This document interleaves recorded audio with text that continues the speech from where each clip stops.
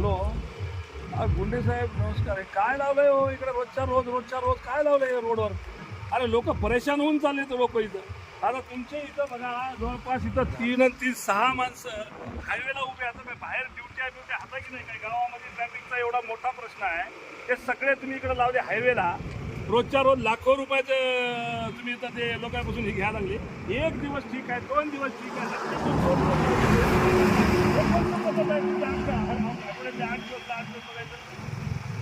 नाही हो, असं नाही. हे बाय लोक इतकं हलकटपणाने बोलायलेत ना.